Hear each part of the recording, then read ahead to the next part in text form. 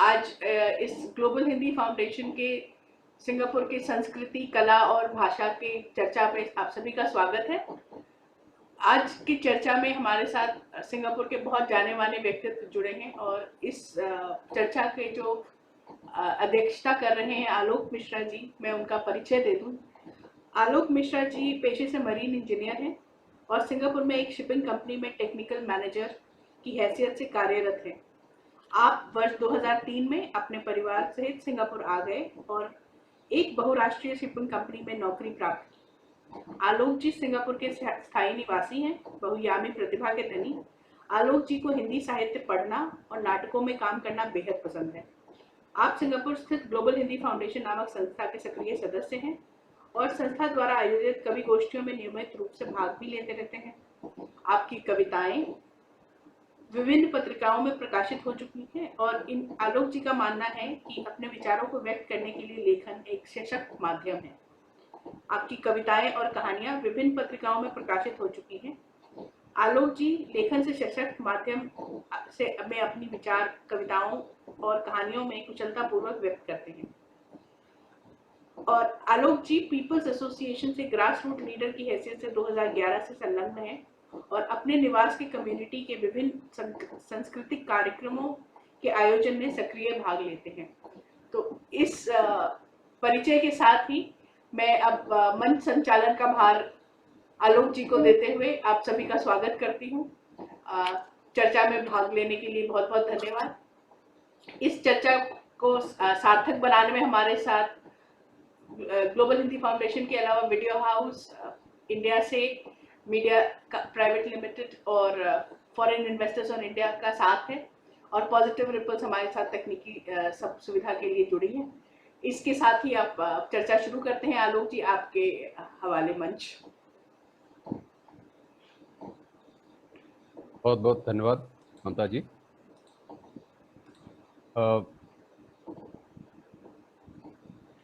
सभी लोगों को जो इस समय हमसे जुड़े हैं मेरा सादर नमस्कार और अभिनंदन। जैसा ममता जी ने बताया, नाम है मेरा आलोक मिश्रा और मैं आपके समक्ष ग्लोबल हिंदी फाउंडेशन सिंगापुर के प्रतिनिधि के रूप में उपस्थित हूँ। ग्लोबल हिंदी फाउंडेशन ने कुछ वर्ष पूर्व एक कार्यक्रम शुरू किया था हैप नाम से, HEP। हैप का full form Hindi enriched personality, यानी हिंदी समृद्ध व्यक्तित्व। इस कार्यक्रम के शुरुआत के पीछे जो मकसद था या उद्देश्य था वो ये कि आवासी और प्रवासी भारतीयों में यह जागरूकता जगाना है कि उन्हें यह विश्वास दिलाना है कि हिंदी अपने आप में संपूर्ण और सक्षम भाषा है। हर प्रकार के विषय वस्तु पर चर्चा हिंदी में की जा सकती है। हैप कार्यक्रम के अंतर्गत आज हमारी चर्चा का विषय है सिंगापुर में कला, संस्कृति और विरासत, यानी आर्ट, कल्चर और हेरिटेज। जब हिंदी भाषा की बात होती है तब लोगों के मत भिन्न दिखाई पड़ते हैं।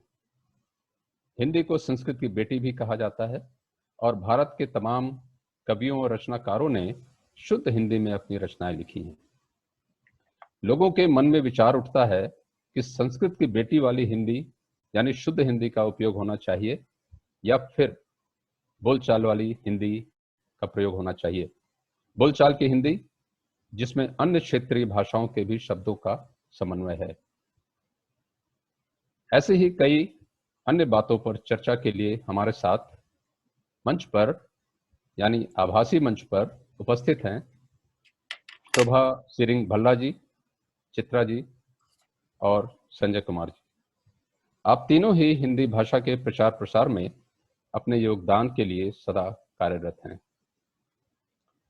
कार्यक्रम शुरू करने के पहले मैं आपको अपने पैनलिस्ट का परिचय करा दूं। सर्वप्रथम शोभा जी। शोभा जी भारत देश में सिक्किम की रहने वाली हैं और इनका लालन पालन अरुणाचल प्रदेश, मेघालय और आसाम में हुआ है। शोभा जी सिंगापुर में 1986 यानी 1986 में आई थी। वर्ष 2007 में आपने इंडिया से मीडिया की स्थापना की, जो कि भारतीयों के लिए सिंगापुर और साउथ ईस्ट एशिया में अपनी तरह की एक पहली संस्था है। इस मीडिया कंपनी के तहत शोभा जी इंडिया से मीडिया नाम की मासिक पत्रिका प्रकाशित करती हैं। शोभा जी सिक्की की बोर्ड ऑफ डायरेक्टर्स भी हैं और साथ ही Shobha ji chairman of she means sisterhood of entrepreneurs की वुमेन विंग की चेयरमैन भी हैं। शोभा जी, आपका बहुत बहुत स्वागत है हमारे कार्यक्रम में। नमस्ते। अगले हमारी पैनलिस्ट हैं चित्रा गुप्ता जी। मेरठ उत्तर प्रदेश विश्वविद्यालय से शिक्षा प्राप्त कर चित्रा गुप्ता जी ने रघुनाथ गर्ल्स कॉलेज मेरठ में प्रवक्ता के पद पर काम किया। अध्यापन और लेखन का गहन शौक किशोरावस्था से रहा। 1994 यानी 1994 से सिंगापुर में हिंदी सोसाइटी में, डीपीएस सिंगापुर में तथा Singapore school of the arts में क्रमशः अध्यापन कार्य किया। चित्रा जी सिंगापुर की स्थायी निवासिनी हैं और आज भी funindia.me के द्वारा ऑनलाइन अध्यापन करती हैं। Chitra ji global Hindi foundation Singapore की एडवाइजर हैं। उसके तहत होने वाली काव्य गोष्ठियों का संचालन और कविता पाठ दोनों करती हैं। चित्रा जी की कविताएं और कहानियां प्रमुख भारतीय और अंतर्राष्ट्रीय पत्रिकाओं में जैसे कि बाल भारती, गर्वनाल, प्रतिलिपि, सेतु, रचनाकार और सिंगापुर संगम में प्रकाशित हो चुकी हैं। चित्रा जी, आपका बहुत बहुत स्वागत है कार्यक्रम में। हमारे अगले पैनलिस्ट हैं संजय कुमार जी, जिनको हम संजय बोलते हैं। संजय जी पेशे से एक सफल आईटी मैनेजर हैं। आईआईटी से शिक्षा पूरी करने के बाद विगत 20 साल से एक बहुराष्ट्रीय कंपनी में कार्यरत हैं। संजय जी का हिंदी साहित्य से अत्यंत लगाव है। वो एक भावुक कहानीकार और कवि हैं जो आम आदमी के जीवन से प्रेरणा लेकर व्यंग, कविता और कहानी लिखते हैं। उनकी हिंदी प्रतिभा और रचनात्मकता के लिए सिंगापुर लैंग्वेज सोसाइटी द्वारा 2016 में उन्हें प्रथम हेप हिंदी समृद्ध व्यक्ति सिंगापुर के रूप में सम्मानित किया गया। ग्लोबल हिंदी फाउंडेशन की संस्थापना में इनका अहम योगदान है। ग्लोबल हिंदी फाउंडेशन द्वारा आयोजित विभिन्न कार्यक्रमों के लिए पटकथा लेखन, मंच संचालन और परिचर्चा का नेतृत्व कर चुके हैं। टाइम्स ऑफ इंडिया द्वारा 2017 में आयोजित राइट इंडिया स्टोरी प्रतियोगिता में उनकी कहानी शीर्ष के 10 कहानियों में सम्मिलित हुई थी। संजय कुमार जी, बहुत बहुत स्वागत इस कार्यक्रम। तो चलिए कार्यक्रम को आगे बढ़ाते हैं और शोभा जी से जानते हैं कि शोभा जी 36 साल पहले यहाँ पे आई थी, तो उनसे जानते हैं कि विश्व भर में साल दर साल हिंदी का विकास और विस्तार बहुत तेज गति से हो रहा है। आज सिंगापुर में हिंदी सीखना, बोलना, पढ़ना, लिखना इतना कठिन नहीं है। हर स्कूल में पढ़ाई जाती है, सिंगापुर के स्कूल हों चाहे भारत देश के जो इंडियन स्कूल हैं। पर आज से 36 वर्ष पहले जब आप यहाँ आई थी तब हिंदी का क्या स्थान था? उस समय यहाँ हिंदी पढ़ना और सीखना कितना सहज या कितना मुश्किल था? शोभा जी। सिंगापुर में 35 साल पहले हिंदी तो बिल्कुल ही नहीं था। अभी सिंगापुर में हिंदी को फलते फूलते देखना बहुत अच्छा लगता है। आज से 35 वर्ष पहले बिल्कुल ही अलग थी। स्कूल में हिंदी नहीं पढ़ाए जाती थी और बच्चों को मैंडरिन या मले या तमिल पढ़ना करनी होती थी। And that was totally alien. वो लैंग्वेज, वो भाषा तो एलियन ही था इन दैट सेंस दैट कि हम लोग उनको कहीं सहायता नहीं दे सकते थे घर में और बोल भी नहीं सकते थे, समझ नहीं आते थे हमको। इट वाज वेरी डिफिकल्ट, बहुत कठिन थी। तो मेरे पति, मैंने और कई अन्य माता पिता हिंदी को सरकार द्वारा लॉबी करनी शुरू किया, बहुत मान्यता दिलाने के लिए कोशिश की, जिससे हमारे बच्चे स्कूल में हिंदी भाषा सीख सके। That was the minimum fundamental right we felt, you know. So हमारे कई वर्षों के मेहनत के बाद ये सफलता मिली, और अभी सब बच्चे लोग, सब NRI बच्चे लोग जिसको चाहते हैं वो हिंदी सीख सकते हैं। बहुत सफलता है। और हालांकि तब तक हिंदी सोसाइटी की शुरुआत के हो चुकी थी, और हमारे बच्चे शनिवार को वहां हिंदी सीखने जाते थे। Our weekends were always spoiled. The poor little children had to go every weekend to learn Hindi. और वैसे मान्यता मिलने तक इतनी देर हो चुकी थी कि मेरे दोनों बच्चे आगे की क्लास में जा चुके थे, और उनके स्कूल में हिंदी पढ़ने आवश्यक भी नहीं था। तभी भी मैं स्कूल भेजती थी हिंदी पढ़ने को। पर हमने उनको हिंदी सीखने के लिए प्रेरित किया और जरूरी सामान भी दिलाया, और आज हमारे दोनों बच्चे हिंदी बोलते हैं, लिखते हैं और पढ़ते हैं। My son, my first child, वो तो ऑल अलोंग हिंदी स्कूल, मतलब वो लोकल स्कूल में नहीं पढ़ा था, वो ही never had to learn Hindi, वो तो इंटरनेशनल स्कूल्स में थे, और बाद में 8 साल इंग्लैंड में बोर्डिंग स्कूल में पढ़ा था, but still he learn Hindi. And अभी भी वो हिंदी बोल सकते हैं। हिंदी इंडिया में जाने से उसको कोई मुश्किल नहीं होते, because he can get around, communicate अच्छे से कर सकते हैं। इतना फ्लुएंट नहीं होने से भी ही कैन मैनेज। और मेरी बेटी तो एकदम फ्लुएंट है, दोनों लिखने पढ़ते सकते हैं, मगर मेरी बेटी तो फ्लुएंट है।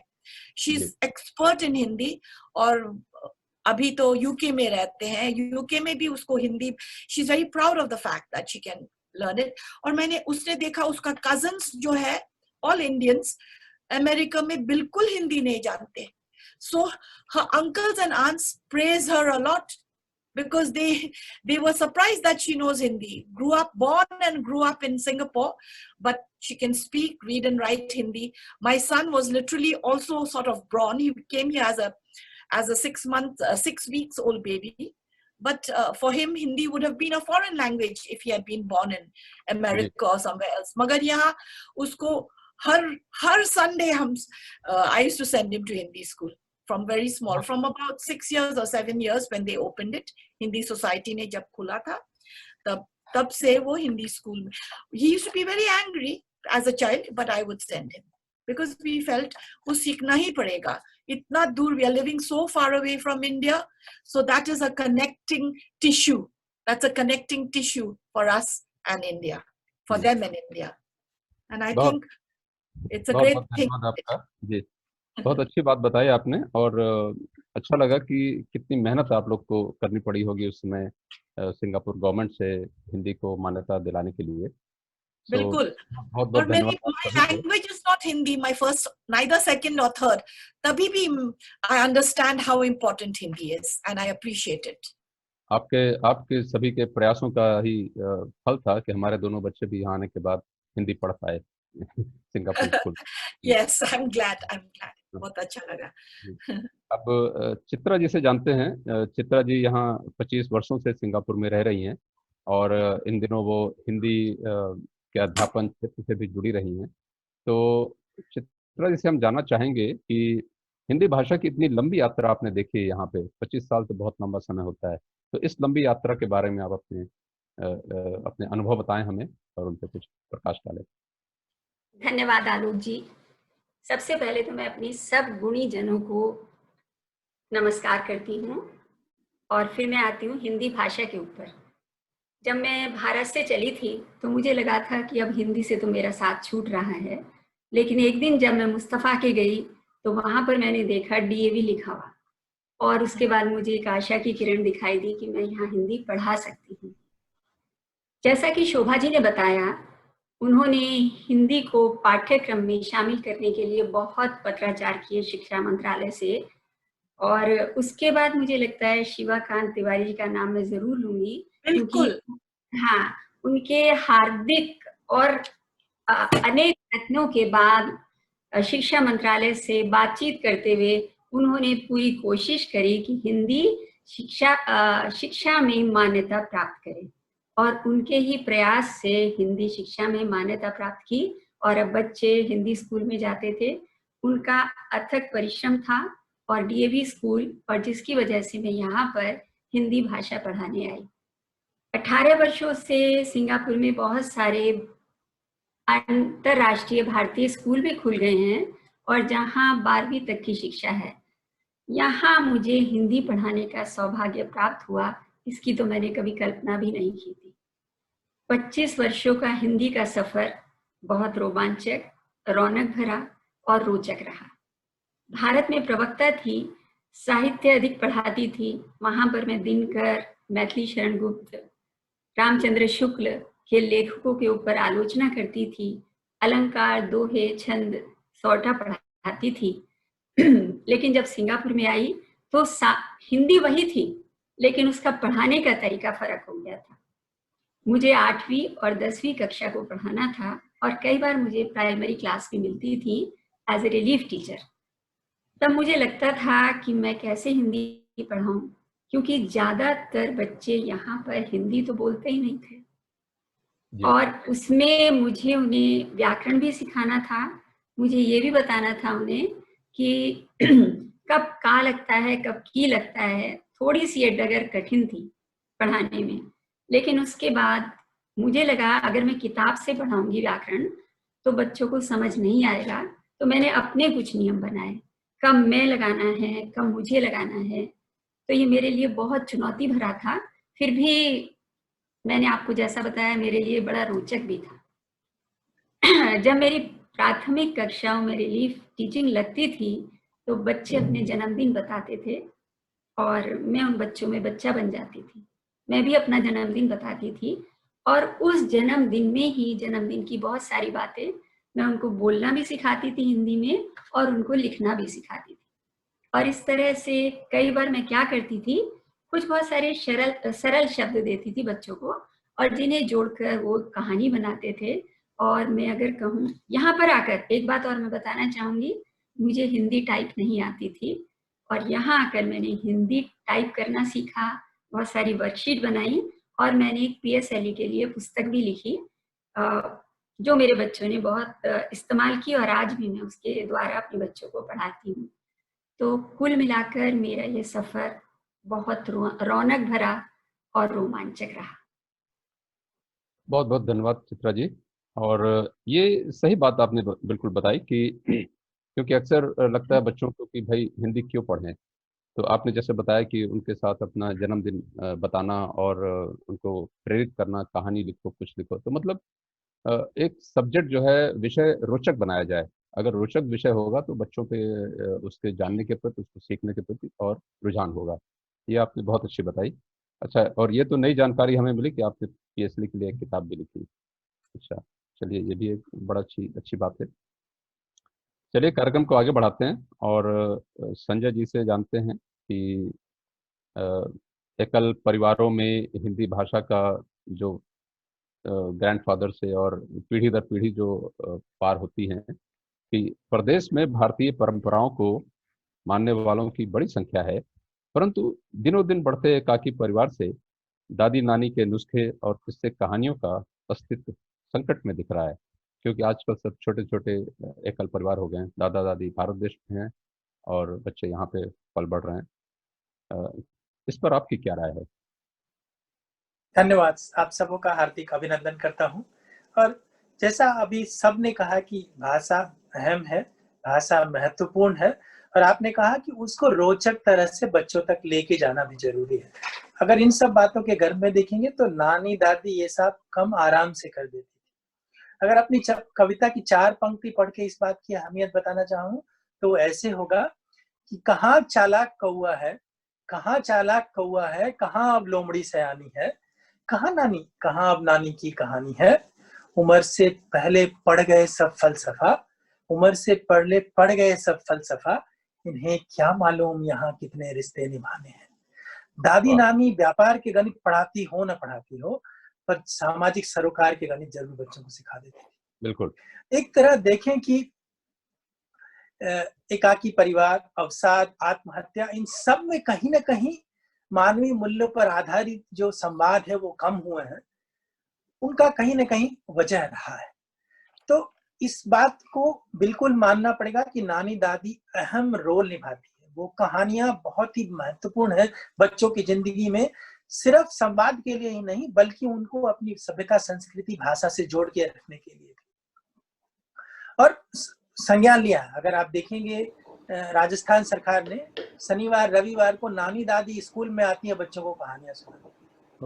अगर आप देखेंगे तो प्रथम ने 2000 कहानियों का एक रिकॉर्ड रखा है जिसको आप मिस्ड कॉल देकर सुन सकते। और क्यों नहीं कर सके, बहुत सारे वैकल्पिक है। आज अगर हम तकनीकी के माध्यम से सुदूर देश में IPL देख सकते हैं तो बच्चों को नानी दादी की कहानियां तो सुनाई दे सकते हैं। पर ये भी कहूंगा कि उनकी नानी दादी उनके पास होकर अगर कहानी सुनाए तो उसके आशय बिल्कुल अलग होंगे। ये सिर्फ वैकल्पिक हल है नानी दादी की कहानियों की, क्योंकि जब वो कहानी सुनाती है उनके चेहरों की भाव भंगिमा का ओज उसमें होता है, उनके चेहरों की झुर्रियों में सिमटी अनुभव की विश्वसनीयता उस कहानी में चली जाती है। उनके मध्यम टिमटिमाते आंखों में जो झूठ पे सच की विजय होने का आश्वासन होता है वो दिखता है। और जब नानी दादी अपने सर पे हाथ फेर कर आपको कहानी के श्रोता से उसका पात्र बना देती है, तो ये जो करिश्मा होता है नानी दादी में वो बच्चों से दूर नहीं करना चाहिए। पता है कि हम दूर देशों में फैले हैं, एकाकी परिवार होता जा रहा है, पर जो भी माध्यम से हो सके उनसे उनकी दादी नानी की कहानियां उनको वापस कर देनी चाहिए। बहुत संक्षिप्त इस पर अपनी बात कहना चाहूंगा आलोक जी। बहुत बहुत धन्यवाद संजय जी। सही कहा आपने कि जैसे अगर हम लोग भी अपने बचपन के बारे में सोचें तो दादी नानी के साथ बैठ के, उनकी गोद में बैठ के या उनके साथ लेट के उनकी कहानियां सुनना और प्रश्न पूछना, फिर जब वो सुनाते सुनाते सोने लगती हैं तो फिर हम उनको जो है उकसाते हैं कि दादी कहानी सुनाइए, आगे सुनाइए, हैं। वो सब बड़ा एक रोमांचक अनुभव होता है जो टीवी के जरिए या फोन के जरिए उस कमी को नहीं पूरा कर। करेक्ट। चलिए बातचीत को आगे बढ़ाते हैं। और शोभा जी ने बताया था कि उनके बच्चे जब बड़ी क्लास में चले गए या इंटरनेशनल स्कूल में चले गए और जहाँ हिंदी पढ़ना आवश्यक नहीं था स्कूल के सब्जेक्ट में, फिर भी इन्होंने बच्चों को हिंदी पढ़ने के लिए प्रेरित किया, हिंदी पढ़ने के लिए भेजा और हर सैटरडे नियम से उनको स्कूल ले जाती थी। तो शोभा जी से जानना चाहेंगे कि उन्हें क्यों ऐसा लगता है कि विदेश में रह रहे हैं बच्चे लेकिन फिर भी उनको हिंदी जानना चाहिए, हिंदी पढ़ना चाहिए और हिंदी सीखना चाहिए। मेरे लिए तो एक बहुत कंपेलिंग रीजन है, वो है कि हिंदी हमारी मातृभाषा है और हमें अपनी जड़ों से जोड़ कर रखती है। हिंदी से हम कल्चरल मोरिंग्स मिलते हैं और हिंदी के माध्यम से हम और हमारे बच्चे भारत की सभ्यता और संस्कृति को बेहतर जान पाएंगे और उस पर गर्व भी करेंगे। That is the most important reason that I sent them regularly to Hindi school. और उस समय उनको तो बहुत दिक्कत होते थे, उन लोग जाने नहीं चाहते थे, हम लोग को भी दिक्कत होते थे because it used to spoil our weekends, our family getting together. But abhi, when we look at it, we are so glad. They are also quite glad that they learned Hindi, that they learned this language, and it has bound them to their culture in a foreign land. Because जो भी कहो आप, जहाँ भी, but outside India तो foreign land ही है हमारे लिए. Even when we do take citizenship, it is very much, we are citizens of that country, but we are also, a bit of us are also from India, our hearts are there. And if you want to connect with India, where we still have relatives, very close relatives, then we have to know the language of the country to connect with the culture, with the people, with the day-to-day things. ये सब, ये Hindi cinema से सिर्फ नहीं और ये documentation से सिर्फ नहीं होते हैं. रास्ते में चल के साइडवॉक में ये पुचका खाने से या गोलगप्पे या समोसा खाने से, वैसे लोग के साथ हम लोग बात कर सकते हैं, मिलजुल कर सकते हैं और हम लोग वो देश के कल्चर अच्छे से समझ सकते हैं.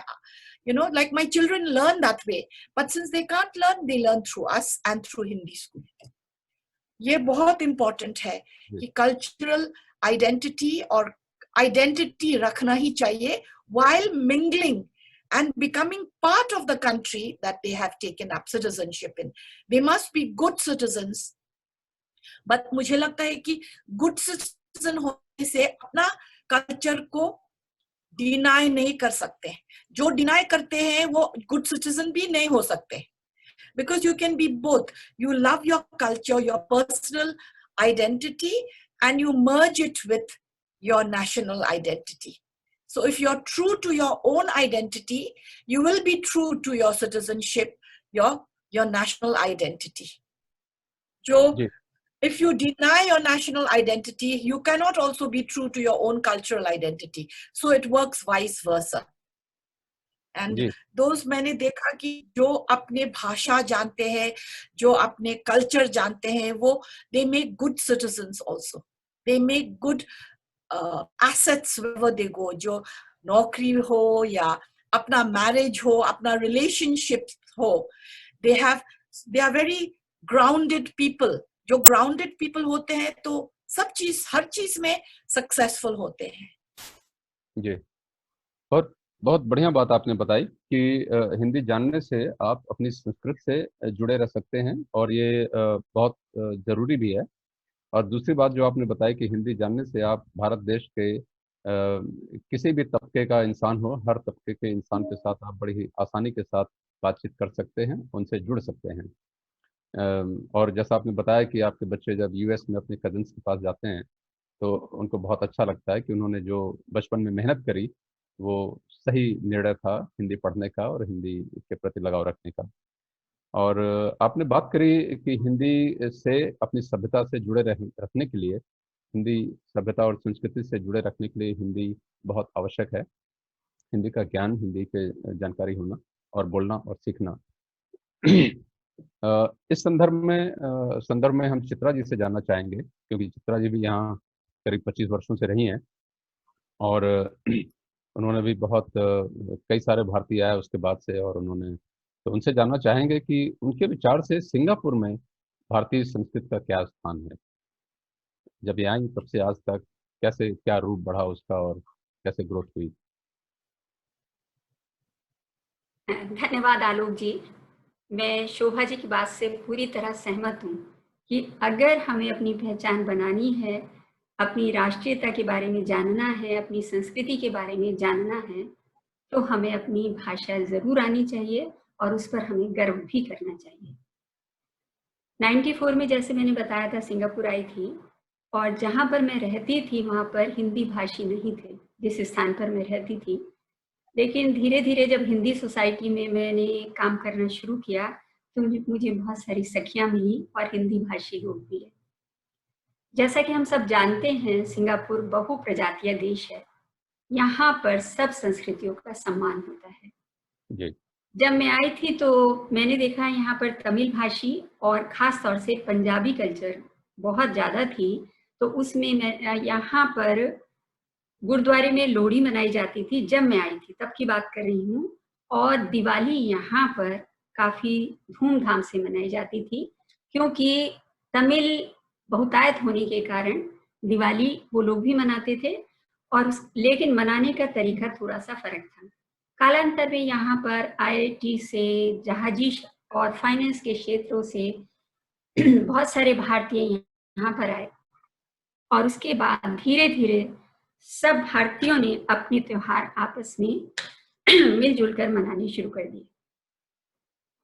धीरे धीरे गणेश चतुर्थी, शिवरात्रि और होली, दिवाली, दशहरा, रक्षाबंधन, सारे त्योहार हम कोई एक स्थान होता था वहां पर मनाए जाते थे और हम सब लोग तैयार होकर के बहुत उत्साह से वहां पर जाते थे. और सबसे रोचक बात ये थी उन त्योहारों में हमारे अहिंदी भाषी, चीनी, मले वो भी शामिल होते थे.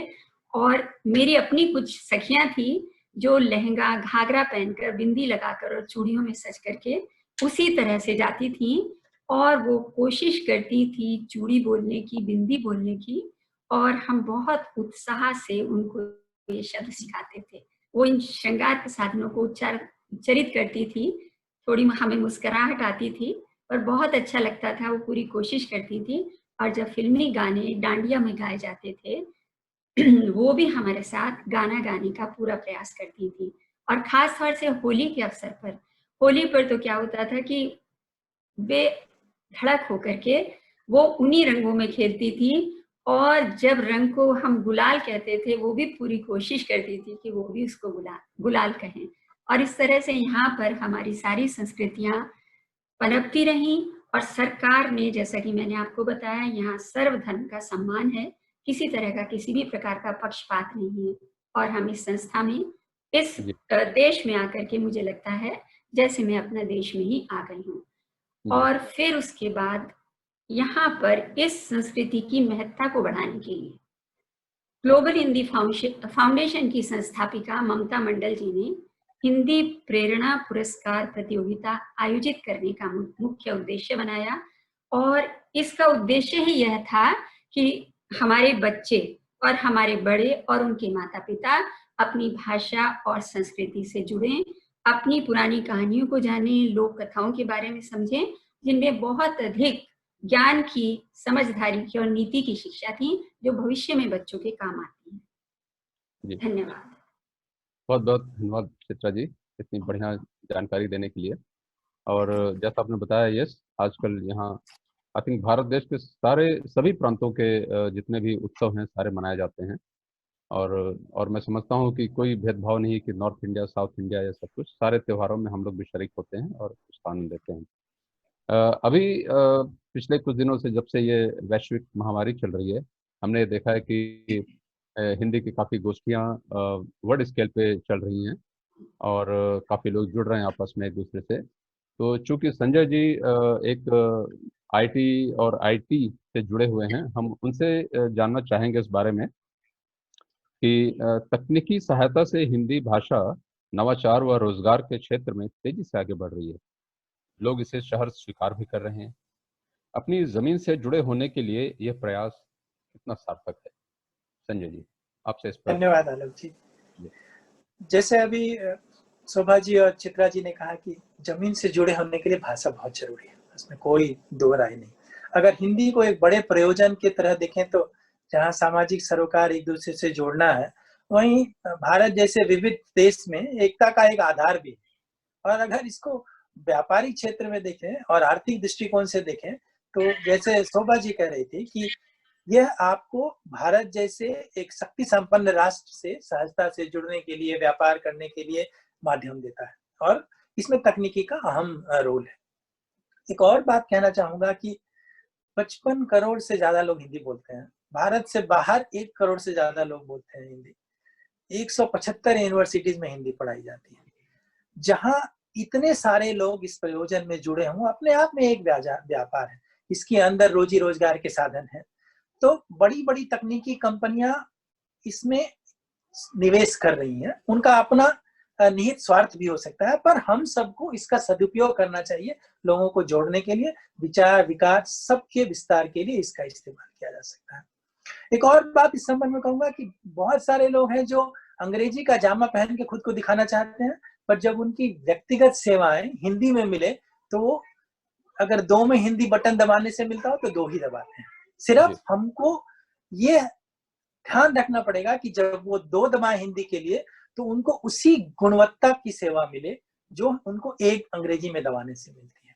तो इन तकनीकी संसाधनों का इस्तेमाल इस तरह होना चाहिए कि सुविधाएं हिंदी में भी उसी स्तर की मिले और हर एक चीज जो हम चाहते हैं, जो अंग्रेजी में मुहैया है, वो हिंदी में मिल पाए। जहां तक सरकारी प्रबंधन वाली कंपनियों का ध्यान है, हिंदी के प्रचार प्रसार में बहुत काम हो रहा है और भी होना चाहिए।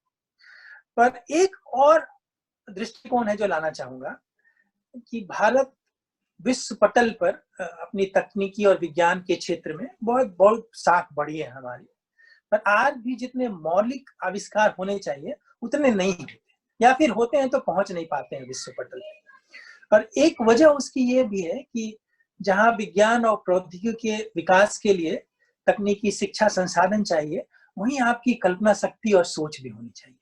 और कल्पना शक्ति और सोच के लिए आपकी मातृभाषा बहुत ही अहम योगदान निभाती है। आपको कल्पना शक्ति के लिए मातृभाषा और सोच के लिए आपकी शब्द का ज्ञान, कितनी वोकेबलरी है आपकी, वो बहुत ही इंपॉर्टेंट रोल प्ले करता है। तो जैसे शोभा जी कह रही थी कि चूंकि अंग्रेजी है, बहुत सारे लोग अंग्रेजी बोल के काम चला लेते हैं, पर वहां पे क्या होता है कि काम चल जाता है, पर आमतौर पे 3000 वोकेबलरी अगर हो तो आपकी अंग्रेजी में काम चल जाती है। फिर जब आप लोगों को कहते हैं कि आप सारा टेक्नोलॉजी और ये सब डेवलपमेंट कीजिए, तो वो 3000 शब्दकोश आपकी सोच को सीमित कर देता है, आपके विकास में कहीं ना कहीं मौलिक आविष्कारों में बाधा बनती है। तो एक बहुत ही जरूरत है इस वक्त कि विज्ञान तकनीकी का विकास हो, उसका इस्तेमाल इस तरह से हो कि जो ग्रास रूट पे लोग आविष्कार कर रहे हैं उसके लिए भाषा बाधा न बने। हिंदी भाषा में पढ़ाई हो, हिंदी भाषा में सीखा जा सके और जो विश्व पटल पर उनके आविष्कारों को लाने में मदद करे। तो ऐसी ही मेरी राय है आलोक जी। बहुत बहुत धन्यवाद संजय जी। और मुझे लगता है बहुत अच्छी बात बताई आपने, और मैं समझता हूँ एक शुरुआत हो गई है। तो जैसे हमारे आने के पहले जो लोग यहाँ पे शोभा जी और रमाकांत तिवारी जी और इन लोगों ने एक पहल की और हिंदी को मान्यता दिलाई यहाँ पे, और उसका नतीजा ये है कि आज हिंदी सब लोग यहाँ पे पढ़ लिख सकते हैं। इसी तरह मैं समझता हूँ तकनीकी विकास की क्षेत्र में भी एक पहल हो चुकी है, तो जाहिर सी बात है कि ये कार्यक्रम आगे बढ़ेगा।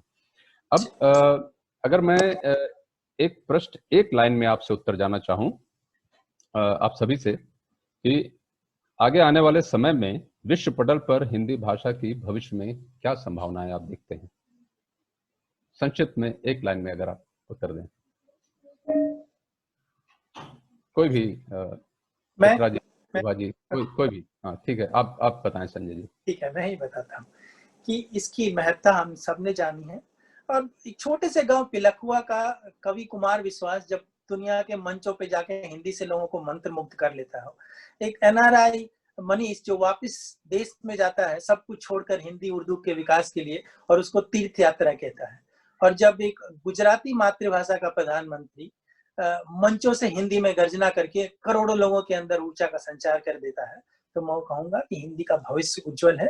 और जब शोभा जी जैसे लोग जो 36 साल पहले जिनकी भाषा हिंदी नहीं थी, हिंदी में उतनी दिलचस्पी दिखा रही हैं, जब वो आकर हिंदी में बात करने का प्रयास करती हैं, तो हिंदी का भविष्य सुरक्षित है, सुनहरा है।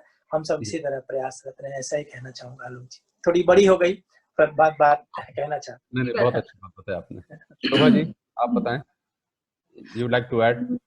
तो मेरे लिए तो भारत विश्व में इकोनॉमिक पावर हाउस बन रहा है। विदेशों में पले बढ़े भारतीयों बच्चों को हिंदी का ज्ञान उन्हें नौकरी और बिजनेस में भी अधिक सहयोग होगा, अधिक सहयोग देगा। हिंदी जानने में भारत के लोगों की हर दिन की परेशानियों के बेहतर ढंग से समझने में भी सहायता मिलेगी, और कनेक्शन इंडिया के साथ और भारतीयों के साथ कनेक्शन बेहतर हो जाएगा। इसलिए Hindi one of the good reasons कि हिंदी सीखना ही चाहिए। इंडिया जरूर पावर हाउस हो रहा है, one of the world's great economic and political powers, इसलिए हिंदी को इग्नोर नहीं कर सकते हैं। और ये भी मानना चाहिए कि much of the world's knowledge has come through the flow of Sanskrit, whether it's scientific knowledge or economic knowledge, historical knowledge from 5,000-6,000 or even longer. It has come medical knowledge, Sushruta and all that we have read, or great medical treatises, all the great, they're not myths. There's actually a lot of medical, scientific knowledge hidden in the Vedas in Sanskrit. And that flows through Hindi, because Hindi is a direct offshoot of Sanskrit. And I say, मैं कहती हूँ कि हिंदी सिर्फ नहीं, संस्कृत भी सीखना चाहिए। हाँ, एक कदम, एक पहले हिंदी फिर आगे। चित्रा जी आप मेरी आवाज आ रही है जी? जब शोभा जी बता रही थी और संजय बता रहे थे तो मुझे अचानक आनंद कुमार याद आए, बिहार के।